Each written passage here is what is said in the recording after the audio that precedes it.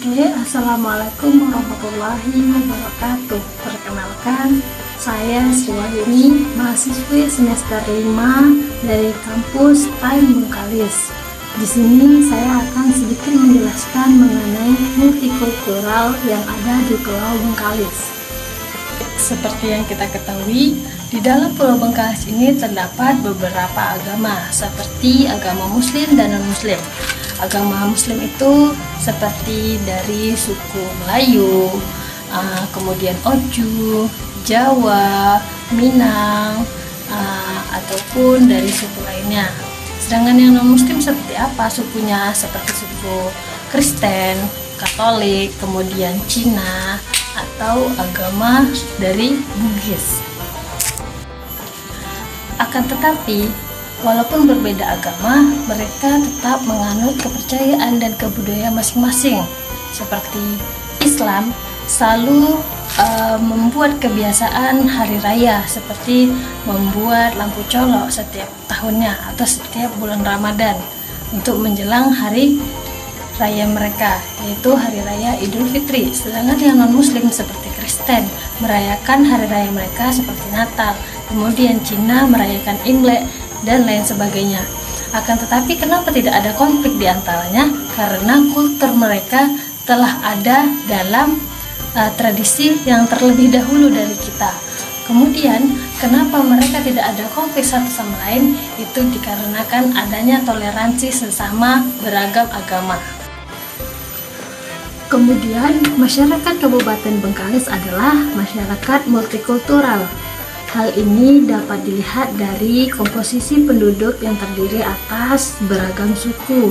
Di antara suku yang berada di dalam Kabupaten Bengkalis ini terdapat beberapa suku dominan seperti suku Liong, kemudian Melayu, Jawa, serta beberapa suku pendatang seperti suku Minang, kemudian Tionghoa. Kemudian keanekaragaman suku-suku yang ada di dalam Kabupaten Bengkalis ini berakibat karena semakin banyaknya produk-produk kebudayaan yang meliputi adat istiadat, tradisi, kesenian, kemudian bahasa yang masih dipegang teguh oleh masing-masing suku tersebut.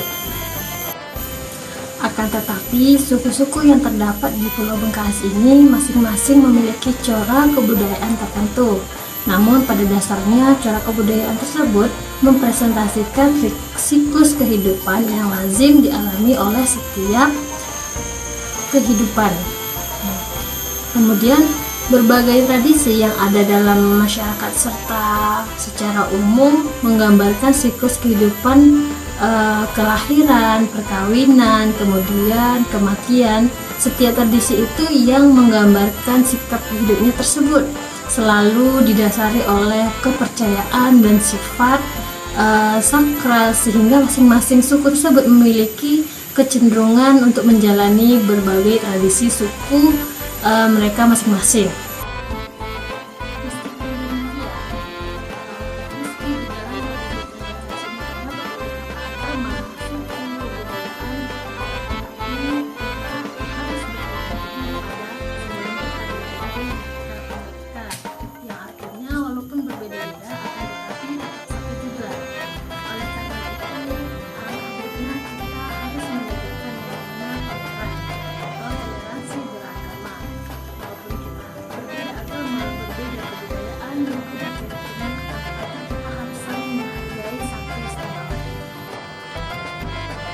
Sebagaimana yang telah kita ketahui, pola kultur keluarga merupakan gambar interaksi antara anggota keluarga, dan yang terutama ialah interaksi antara kedua orang tua terhadap anak. Faktor yang paling berpengaruh yaitu faktor sosial ekonomi dalam keluarga. Kemudian dalam hal potensi sumber daya alam, Kabupaten Bengkalis memiliki berbagai komoditas yang melimpah dan nilai ekonomis tertinggi, terutama seperti ekonomi sektor perkebunan. Kemudian komoditas yang dimaksud diantaranya ialah seperti perkebunan kelapa sawit, kemudian karet, dan nanas. Di dalam Bengkalis ini banyak yang menanam pepohonan seperti yang saya sebutkan tadinya. Kemudian Bengkalis sendiri penghasilannya apa?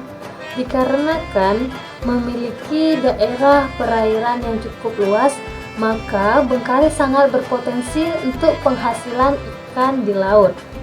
Selain itu juga terdapat budidaya ikan kakap putih di tepi sungai. Kemudian komoditasnya bagaimana? Komoditas utama di sektor perkebunan termasuk kelapa tadi atau karet atau nanas tersebut itu menjadi salah satu mata pencarian untuk menghasilkan